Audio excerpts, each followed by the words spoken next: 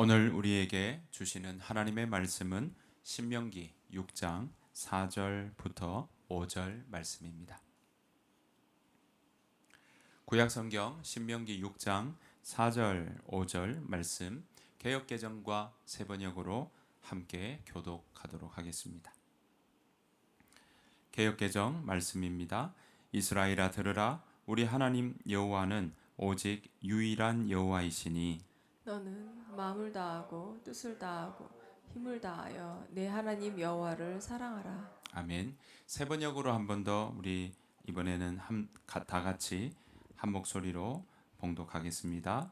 이스라엘은 들으십시오. 주님은 우리의 하나님이시요 주님은 오직 한 분뿐이십니다. 당신들은 마음을 다하고 뜻을 다하고 힘을 다하여 주 당신들의 하나님을 사랑하십시오. 아멘. 오늘 마음을 다하고라는 제목으로 하나님의 말씀 함께 나누기를 원합니다. 오늘은 너무 날씨가 쾌청하고 좋은 날씨인데요. 이제 장마가 시작된다는 이야기가 있고 주중 이후에는 계속 비 오는 소식들이 우리가 쉽게 들어볼 수 있고 찾을 수 있습니다. 올해는 유난히도 비가 많이 오고 또 집중호우가 많을 거라는 그런 이야기들도 들려옵니다. 습하고 또 더운 날씨가 있어서 또 불편하기도 하고 또 짜증스러운 일들도 일어날 수 있겠지만 여러분들의 삶 가운데 마음만은 또 여러분들의 가장 마음 중심의 만큼은 늘 쾌적하시기를 또 정말 여러분들의 마음이 상쾌한 매일의 하루하루가 되시기를 간절히 축복합니다. 그 마음으로 함께 옆 사람과 인사 한번 나누겠습니다. 축복합니다. 오늘 비대면으로 함께 하신 여러분들에게 하나님께서 정말 날마다 상쾌하시고 또 날마다 하나님의 은혜 가운데 그렇게 기분 좋은 일들이 많으시기를 간절히 축복합니다. 오늘 우리가 계속 보는 이 구절 신명기 6장 4절부터 5절 말씀은 매일 아침 저녁에 유대인들이 하는 기도문입니다. 기도문 이전에 사실 이 모세를 통해 우리에게 알려주시는 하나님의 아주 중요한 말씀 또 우리가 꼭 기억해야 될 말씀이 이 가운데 담겨 있습니다. 유대인들도 그걸 아는지 그래서 이스라엘아 들으라, 우리 하나님 여호와는 오직 유일한 여호와시니 마음을 다하고 성품을 다하고 뜻을 다하고 힘을 다하여 내 하나님 여호와를 사랑하라로 매일 아침 저녁 그렇게 기도를 했던 거죠. 어떤 의미에서 이 기도는 고백이기도 하고요. 또 이 고백은 단순한 문장이라고 이야기하기 어렵습니다. 왜냐하면 아침 저녁으로 기도했다는 건 뭐겠습니까? 그 하루의 온 삶을 시작할 때도 그 마음으로 시작했고 마무리할 때도 이 마음으로 마무리하겠다라는 의미니까 삶의 중심에 이 말씀이 있기를 원합니다. 그리고 그들의 신앙의 핵심이라고도 이야기할 수 있습니다. 이건 예수님께서도요, 이 말씀에 대해서 이 말씀 가장 큰 계명이다라고 예수님께서도 언급하시는 걸 보게 됩니다. 마태복음 22장 37절 38절 말씀인데요. 예수께서 그에게 말씀하셨다. 내 마음을 다하고 내 목숨을 다하고 내 뜻을 다하여 주 너의 하나님을 사랑하여라 하였으니, 이건 이제 신명기 6장에 나오는 말씀을 인용한 거거든요. 그러면서 뭐라 합니까? 38절에 이것이 가장 뭐하고 중요하고 으뜸 가는 계명이다. 그러니까 예수님도 인정하고 계시는 말씀이 바로 신명기 6장 4절 5절 말씀입니다. 자, 그 가운데 우리가 앞에 보았던 것처럼 지금까지 그래서 들으라 이스라엘아, 이스라엘은 들으십시오. 우리 하나님 여호와는 오직 유일한 여호와시니 라고 이야기해 놓고 그 다음 첫 번째 나오는 말이 뭡니까? 너의 뭘 다하고 마음을 다하고 로 시작하고 있습니다. 그 중심에 뭐가 있습니까? 마음이 있다는 겁니다.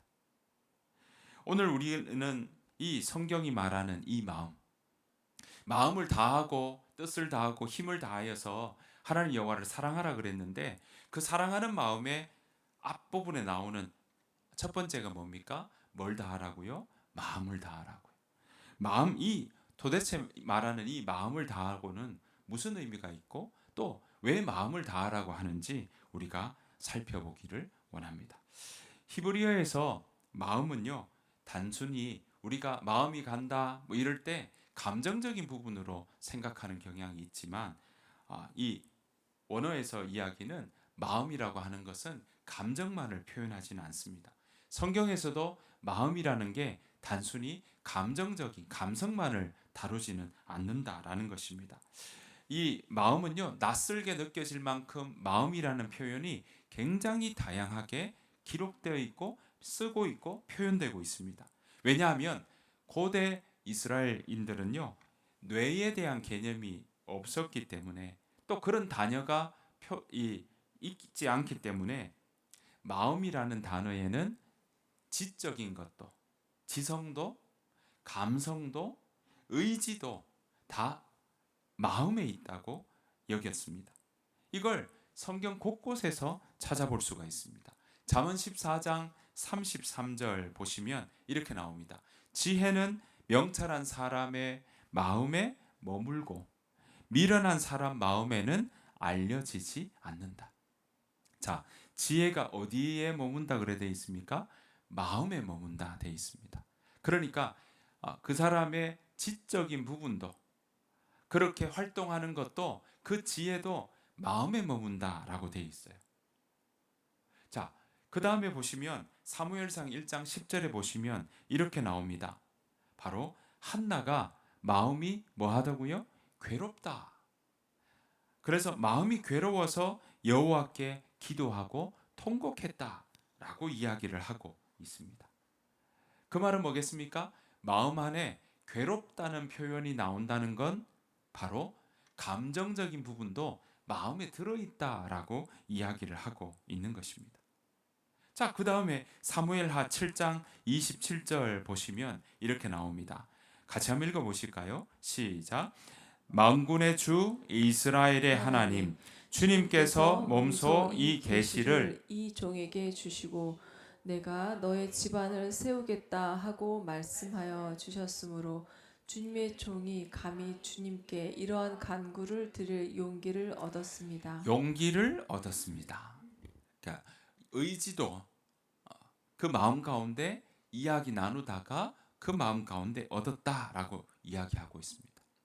그러니까 성경은요, 마음으로 지식을 얻는다라고 표현하고 있고 마음으로 지혜를 얻는다라고 이야기를 하고 있습니다. 그러니까 마음은 이해하고 또 서로의 관계를 연결하고 그걸 만드는 곳이라고 이야기하고 있고 오늘 보시는 것처럼 지혜가 마음에 거한다.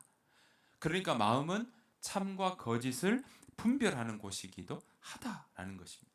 그래서 여러분들 아시는 것처럼 솔로몬이 왕이 되었을 때도 뭐라고 합니까? 듣는 마음을 주시고 분별하도록 내 마음이 분별하도록 도와달라. 그래서 처음에 뭐합니까? 듣는 마음을 달라 그러지 않습니까? 그렇게 마음은 세상을 이해하고 또 생각하는 장소로 여기고 있다는 것이고요. 또한 한나가 괴롭다라고 하는 것처럼 감정을 느끼는 곳이기도 하다라고 성경은 표현하고 있다는 거죠. 여러분, 한나는 자녀를 가질 수가 없어서 마음에 괴롭게 또 슬픈 감정을 느끼고 있다라는 거죠. 우리가 흔히 이야기하는 상한 감정, 어떤 책도 상한 감정의 치유라는 책도 있는 것처럼 상한 마음, 상한 감정이라고 할 때 이 broken heart라고 하는 것도 이 고대 히브리어에서 유래한 그런 표현입니다. 두려워하는 마음도요, 두려워하는 것도 마음에서 느끼게 되죠. 그러니까 지식도, 지적인 면도 마음과 마음에서 머물고 있고 괴롭고 슬프고 기쁘고 마음이 상하고 서운한 것도 마음에서 느낀다라고 이야기하고 있습니다. 그래서 그러다 보니 마음이 녹는다라는 표현도 우리가 하고 있고요. 마음이 괴롭다. 또 우리가 우울하다라는 것도 마음이 우울하다. 그래서 사람들은 뭐 합니까? 마음에 감기가 걸렸다라는 표현들도 그렇게 이어지고 있는 것입니다. 물론 기쁨 또한 마음에서 흘러나온다라고 이야기하고 있어요. 히브리어로 행복하다라는 표현은요, 그대로 표현하면 이런 마음이다. 마음이 좋은 상태다. 그게 행복하다라는 뜻이라는 거죠. 히브리어에서 행복하다는 말을 마음이 좋은 상태입니다, 그렇게 표현하고 있다는 거죠. 오히려 또 기쁨의 마음이라고 또 그렇게 이야기도 합니다. 그래서 예레미야 15장 16절에 보면요, 이렇게 나와요. 주님께서 저에게 말씀해 주셨을 때 저는 그 말씀을 받아 먹었습니다. 그 말씀이 저에게는 기쁨이 되었고 제 마음에 즐거움이 되었습니다 라고 표현하고 있는 거죠. 그러니까 정리를 해보면 마음은요, 이렇게 지성도 의지도 감성도 다 그 안에 담겨 있고 그것의 출발점이라고 말씀드릴 수가 있습니다. 모든 것이 다 마음에서 이루어진다 라고 이야기를 하고 있는 것이죠. 그래서 잠언 4장에는요, 이 마음이 그렇게도 중요하다고 우리에게 강조하고 있습니다. 잠언 4장 23절 말씀인데요, 같이 한번 읽어보실까요? 시작. 무엇보다 내 마음을 지켜라. 이는 생명의 근원이 마음에서부터 흘러나오기 때문이다. 그래서 성경은요, 인간의 중심이 무엇이라고요? 마음이다. 성경은 인간의 마음이 그 사람의 중심이다. 그래서 하나님도 그 사람의 뭘 본다고요? 중심을 본다. 그러면 그 중심은 뭐겠습니까? 마음을 보겠다라는 의미가 이 가운데 담겨 있습니다. 하나님께서는 우리 모든 삶의 방향성과 또 우리의 마음의 동기, 그거 다 시작하는 그것이 바로 마음이라고 봤고, 그 중심, 그 마음이 바로 그 사람의 중심이라고 봤기에 하나님은 그 중심을 보겠다. 사람들은 외모를 보지만 나는 그 사람의 중심을 본다라고 이야기를 하고 있습니다. 신약에서도, 구약뿐만 아닙니다. 신약에서도 마음은 감정도 이성도 의지도 다 포괄하는 이 구약의 느낌, 레바브라고 하는 느낌과 신약에서는 까르디아라고 하는 표현을 쓰고 있는데, 이 표현도 동일하게 감정과 지적인 것과 정적인 것과 의지 모두를 다 포함하고 있는 내용이라는 거죠. 그러니까 신약도 구약도 모두가 다 이 마음은 지, 정, 의를 다 포함하고 있는 자리고 그 사람의 중심이다라고 이야기하고 있습니다. 여러분, 이 중심에서 믿음도 시작한다고 표현하고 있어요. 로마서 10장 10절에 여러분 잘 아시는 내용이죠. 사람이 뭘로 믿습니까?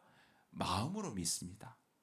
마음으로 믿어 의에 이르고 그것을 입으로 시인해서 구원에 이른다 라고 말씀하고 있는 거죠. 그러면 어떤 면에서는 그 마음이 지적으로, 정적으로, 의지적인 부분으로 그 믿어가는 것, 믿는 것, 그것이 바로 신앙의 모습이라는 거죠. 사랑하는 성도 여러분, 믿음은 물론 들음에서 난다고 했어요. 그리고 믿음의 시작은 말씀을 듣는 것에서 시작을 하죠. 듣고 나면 우리의 마음이 지적으로 하나님을 알아가는 것을 통해서 하나님을 믿을 수도 있고, 또 내 감정적으로 찬양을 하는 가운데, 말씀을 듣는 가운데 내 마음이 이렇게 회복되는 것을 통해서도 우리가 하나님을 믿게 되고, 또한 내 그 말씀을 반응을 해서 내 삶 가운데 용기를 얻어서 그 말씀을 의지해서 그 말씀을 붙잡고 내가 내 삶의 방향과 선택을 바꿔 나갈 때 하나님을 경험하게 되고, 또 하나님을 경험하는 일들을 통해 내 믿음이 더 성장하는 일들도 일어나게 되는 거죠. 그러니까 마음으로 믿어서 의에 이른다라는 것은 우리의 지적으로도 정적으로도 의지적으로도 그 마음 가운데 점점 그 모든 삶의 자리를 통해서 우리가 믿음이 간다는 거죠. 하나님 말씀에 반응하는 것, 그건 지적으로 뿐만 아니라 감성적으로도 내 삶의 자리에 의지적으로도 그렇게 반응하는 것이 필요하다라는 것이죠. 그래서 그런 지성으로, 감성으로, 의지로 반응하는 것이 자꾸 모이고 쌓여서 우리의 신앙도 뭐합니까? 성장하게 되고 성숙하게 되는 그런 모습이라는 사실입니다. 성경뿐만이 아니죠. 우리도 이런 말 많이 합니다. 일체유심조, 마음 먹기에 달렸다라는 말들을 하죠. 그래서 연애를 시작하는 청년들도 상대방의 뭘 자꾸 보려고 합니까? 마음이 어떤지를 보려고 합니다. 어떤 일을 시작할 때도 마음을 먹어, 결심해야 돼, 이런 이야기들 우리가 많이 하게 되죠. 중요한 일들을 선택하고 결정한 일이 있을 때도 우리 마음을 어떻게 먹느냐에 따라 달라진다라는 말들도 하게 됩니다. 게다가 여러분들이 마음이 답답하거나 고민이 될 때 여러분들 다른 사람을 만나려고 하잖아요. 또는 이야기를 들으려고 하잖아요. 그때 어떻습니까? 그 찾는 사람들이 어떤 사람들입니까? 내 마음을 알아줄 사람. 내가 이 얘기를 해도 괜찮을 사람. 그런 사람들을 이렇게 연락하고 만나기를 원할 때가 있다라는 것이죠. 저도 어제 갑자기 오랜만에 어느 청년이 전화가 왔어요. 그래서 갑자기 만나자는 거예요. 그래서 어제 저녁에 그 청년이랑 같이 밥을 먹고 이야기를 나누는데 결론은 내 마음을 알아달라. 내 마음에 지금 고민이 있는데 이거 어떻게 하면 좋을지, 어떤 선택을 하면 좋을지, 내 마음에 이 답답한 걸 목사님 좀 알아주시고 저를 아시니까 제가 어떻게 하면 좋을지 좀 조언을 주시면 좋겠다고 어제 이야기를 하는 걸 들었습니다. 그러니까 우리는 그냥 다 우리의 선택에도 마음이 어디로 가는지에 따라 그 선택은 달라지고, 또 우리의 마음에 이 갈등과 고민들이 있을 때는 내 마음에 이것을 잘 알아주는 사람이, 나를 잘 아는 사람이 나에게 선택할 수 있도록 말을 좀 더 해주면 좋겠다. 그것이 우리의 마음인 거죠. 우리는 그래서 우리의 마음을 알아주고 또 우리의 마음을 살펴주고 우리의 마음을 이렇게 만져주는 사람을 찾고 싶어하고, 그 사람들과 있으면 우리 마음이 편해진다라고 이야기를 합니다. 저는 바람이 있다면 우리 하임교회 공동체가 서로의 마음을 진심으로 알아주는 공동체가 되기를 원합니다. 우리 서로가 그 마음을 정말 진심으로 알아주고 또 헤아려주고 같이 아파할 수 있고 같이 함께 기뻐할 수 있는, 또 함께 기도할 수 있는 그런 공동체가 되기를 원합니다. 서로 이야기를 나누면서 각자 스스로가 자신의 마음을 또한 서로 이야기를 나누는 중에 내 마음이 이랬구나도 또 잘 들여다볼 수 있는 그런 공동체가 되기를 원합니다. 왜냐하면 우리가 바쁘게 살아가다 보면 내 마음이 어떤지 잘 들여다보지 못할 때가 있더라는 거죠. 다른 사람들은 잘 챙기는데, 또 일들은, 내가 맡은 일들은 잘 챙기는데 내 마음을 내가 스스로 잘 챙기지 못할 때가 있더라라는 것입니다. 그래서 정말 내 마음이 어떤지 잘 들여다보고 챙기는 건 바쁘게 살아갈수록 우리가 꼭 놓치지 않아야 될 요소다라는 거죠. 왜냐하면 바쁘다 보면 내가 어디로 가는지 모르고 이렇게 막 달려갈 때가 있다라는 것입니다. 그러다 보면 그 마음이요, 어떤 말에 휙 하고 흔들리고 휙 하고 무너지기도 하고, 어떤 말에 내 중심이, 내 마음이 어떠한지 몰라서 어떤 자극에 우리는 때로는 막 내 마음이 좌절되기도 하더라라는 것입니다. 우리는 그렇게 우리 마음이 하루에도 여러 번 흔들립니다. 그 마음을 잘 지켜나가고 또 서로 지켜나가도록 서로가 돕는 것은 이 공동체 안에 일어날 수 있는 은혜요, 또한 복인 줄 믿습니다.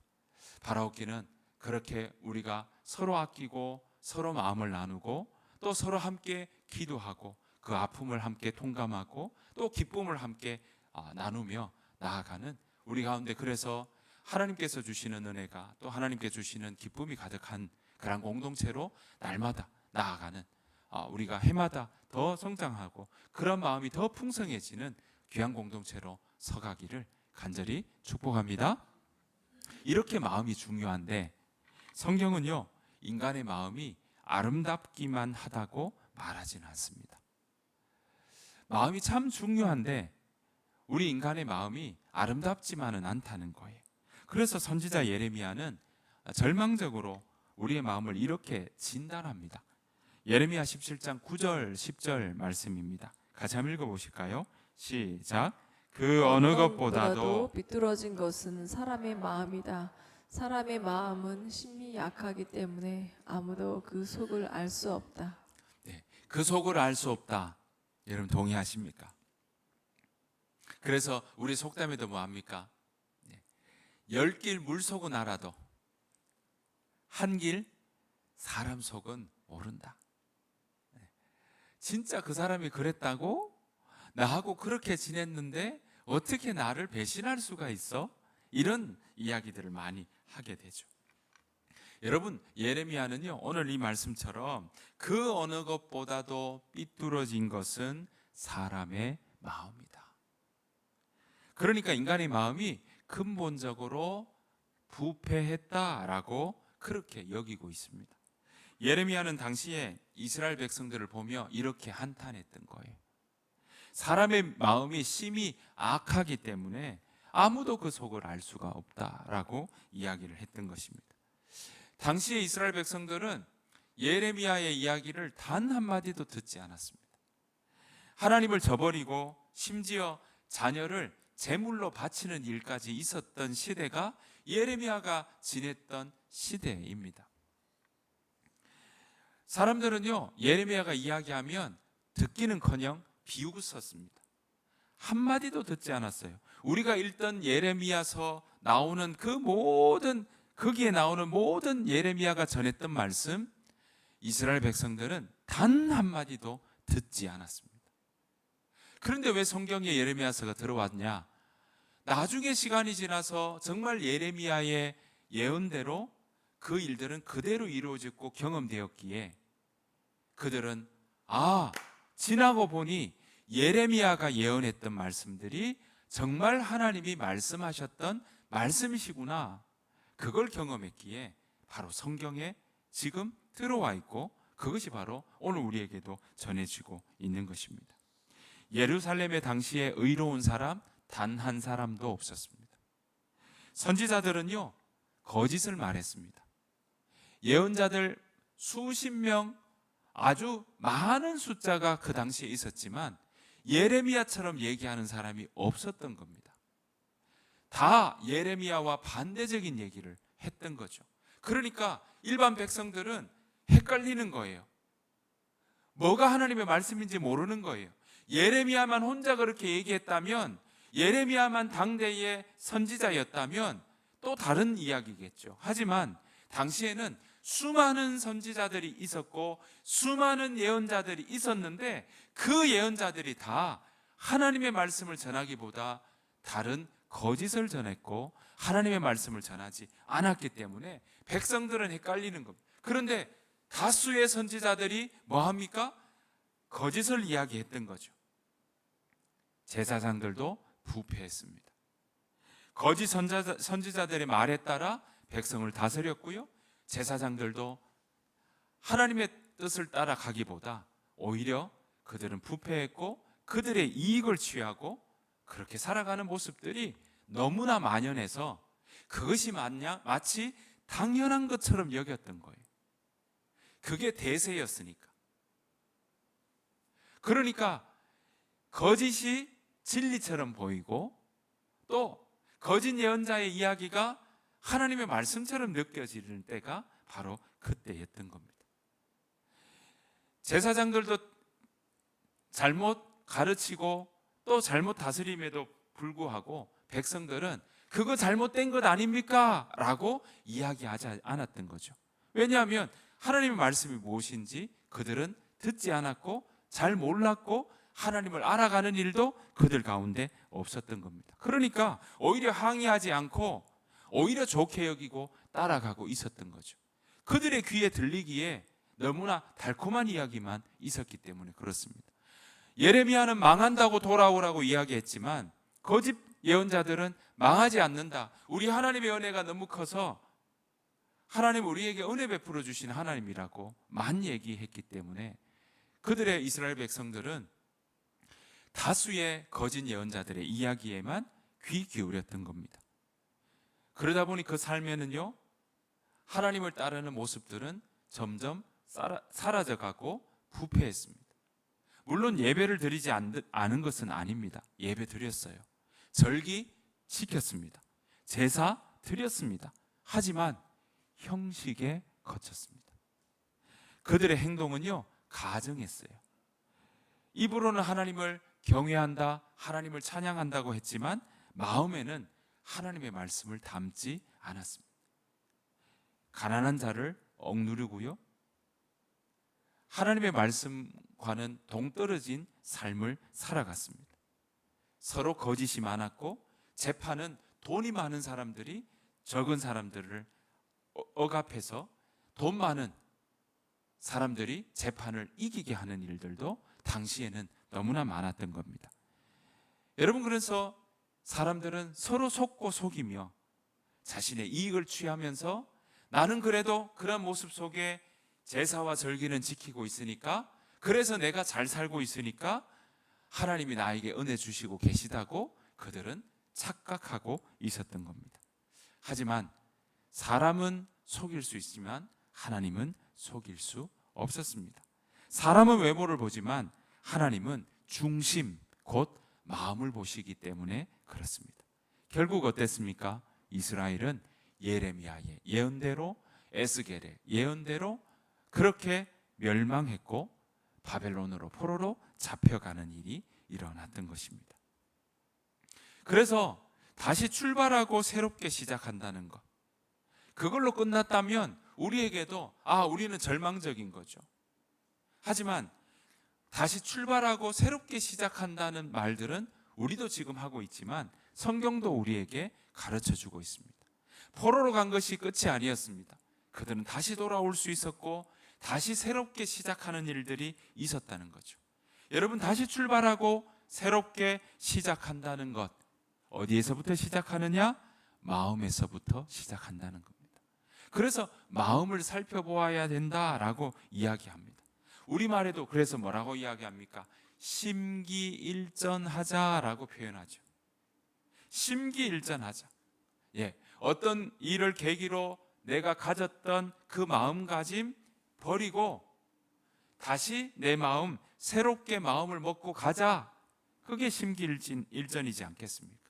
그래서 우리가 돌이킬 때도, 우리가 새롭게 할 때도 성경은요, 마음을 새롭게 해라 늘 우리에게 이야기합니다. 로마서 12장에서도 우리의 마음을 새롭게 하여 변화를 받아 라고 이야기를 하고 있는 거죠. 그 마음에는 내가 잘 모르고 있었던 지적인 부분은 무엇인지 살피라는 거예요. 내 감정적인 마음이 어떤지, 내 감정은 어디에 내가 매몰되어 있었는지 살피라는 거예요. 내 의지가, 내 결단이 어떤 모습이었는지, 어디에 걸려서 넘어져 있었는지 살피라는 거예요. 그래서 다윗도요, 범죄 후에 깨끗한 마음을 달라고 이야기를 했습니다. 부하 정말 최정점에 있을 때, 통일을 하고 가장 영토가 넓어지고 정말 평화가 안정된다고 이야기하는 그때, 그 대낮에 지붕 위에 올라가서 벗은 바세바의 우리아의 아내, 부하의 아내를 바라보고 간음하게 되고, 그 간음으로 인한 임신 일어나니까 그걸 덮으려고 저 최전방에 전쟁을 하고 있던 바세바의 남편 우리아를 오게 만들고, 의도는 뭡니까? 자신의 범죄를 덮으려고 했던 거죠. 그런데 우리아는 충직한 부하였기에 바세바와 같이 지내지 않고 오히려 그렇게 나아갔던 모습을 보고 결국은 어떻게 합니까? 바로 다윗은 우리아를, 그 편지를 써서 가장 최전방에 가서 죽게 만드는 일까지 벌였던 겁니다. 나단 선지자의 질책이 있었죠. 바로 당신이 그렇다고. 그러자 다윗은 자신의 잘못을 뉘우치며 하나님 앞에 이렇게 간구했습니다. 그 회개의 이야기가 시편 51편 전체인데요, 시편 51편 10절에 이렇게 이야기합니다. 하나님, 내 속에 깨끗한 마음을 창조하여 주시고 내 속을 견고한 심령으로 새롭게 하여 주십시오. 지금 다윗이 고백하고 회개하는 그 내용 중에 그게 시편 51편의 전체의 고백과 기도거든요.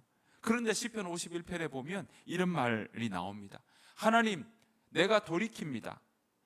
그래서 그 돌이키는 시작이 뭐냐? 하나님, 내 속에 정한 마음, 깨끗한 마음을 주시고 그걸 새롭게 창조하여 주시고 내 속을 견고한 심령으로 새롭게 해 주십시오 라고 간구하고 있는 것입니다. 여러분, 마음속에 악, 마음속에 고집, 내가 가지고 있는 그런 완고함, 내가 가지고 있는 욕심들, 그거 하나님, 내 다시금 돌이키고 심기일전하기 위해 하나님, 나에게 정한 마음, 깨끗한 마음을 달라고 기도하고 있는 것입니다. 여러분, 우리도 잘못을 느꼈구나 하나님 앞에 돌이킴이 회개할 때가 있습니다. 하지만 회개의 마음과 다르게 여전히 회개하고도 다시 죄의 길로 걷는 우리의 모습을 깨닫게 될 때가 있죠. 반복되는 잘못, 그리고 반복되는 회개, 똑같은 내용으로 계속 우리가 하나님 앞에 나아가다 보면 왠지 하나님 앞에 똑같은 일로 회개하는 모습 때문에 민망하게 느껴질 때가 있고 마치 이게 필요가 있나 또 자책할 때도 있습니다. 하지만 그럼에도 다시금 우리는 오늘 다윗의 고백처럼 하나님 앞에 나아가야 할 것입니다. 깨끗한 마음을 달라고 간구해야 할 것입니다. 여러분, 걸음마를 배우는 아이가 수십 번, 수백 번, 수천 번 넘어지면서 걸음마를 배우듯이 그렇게 하나님 앞에 나아가는, 하나님, 내 마음을 다시 견고한 심령으로 새롭게 해주시고 하나님, 내 마음을 그렇게 정하게 창조해 주십시오 라고 간구해야 하는 것입니다. 그것은 결코 부끄러운 마음이 아니라는 사실입니다. 오히려 그렇게 생각하는 것이 건강한 마음이고, 그래서 그 마음, 그 민망한 마음이 들기 때문에 다시 더 용기를 내고 더 의지를 가지고 더 우리의 마음을 새롭게 해달라고 작정할 수 있는 계기가 된다면 우리의 마음은 다시금 주님 앞에 지켜나갈 수 있는 것입니다. 여러분, 그렇게 넘어짐을 통해서 우리는 우리의 마음이 새롭게 되는 걸 배워나가는 것입니다. 그 일에 하나님께서 우리를 도와주십니다. 우리가 그렇게 다시 나갈 수 있는 것도, 우리가 그런 죄악의 모습이, 성경에 나오는 수많은 죄악의 모습이 우리 또한 거기에 전혀 관련이 없느냐? 아니요, 우리 또한 그 길을 걸어갈 수 있다는 걸 우린 너무나도 잘 알고 있지만, 하지만 우리가 다시금 소망을 품고 나아갈 수 있는 이유가 무엇이냐? 하나님께서 우리를 도와주신다고 먼저 약속하셨기 때문에 그렇습니다. 에스겔서 36장 이렇게 나오고 있습니다. 자, 중요한 말씀인데요, 같이 한번 읽어보실까요? 시작. 내가 또 너희에게 나를 온전히 섬기는 법을 가르치겠다. 너희 안에 새로운 마음과 새로운 영을 넣어주겠다. 돌처럼 굳은 마음을 제거하고 그 대신 살과 같은 부드러운 마음을 주겠다. 너희 안에 내 영을 두어 내 법을 잘 지키도록 하겠다. 여러분, 하나님이 우리 안에 새로운 마음과 새로운 영을 풀어 넣어 주겠다라고 약속하셨습니다. 하나님이 도우시겠다고 약속하신 것입니다. 여러분, 그래서 너희 안에 내 영을 둔다. 여러분, 영은 성령도 되고요, 또 그 영은 바로 말씀도 되는 겁니다. 우리가 말씀을 먹고 우리가 말씀을 담고 생각하기 시작할 때 성령 하나님은 우리 안에서 일하시는 겁니다. 성령 하나님은 그 말씀을 우리가 잡고 이때 하나님의 말씀을 생각하고 하나님을 생각할 때 성령은 우리 안에서 우리의 마음과 생각에 말씀해 주시는 겁니다. 여러분, 그 하나님의 말씀을 마음에 담읍시다. 그래서 오늘 우리는 우리의 마음을 자꾸 살펴봐야 됩니다.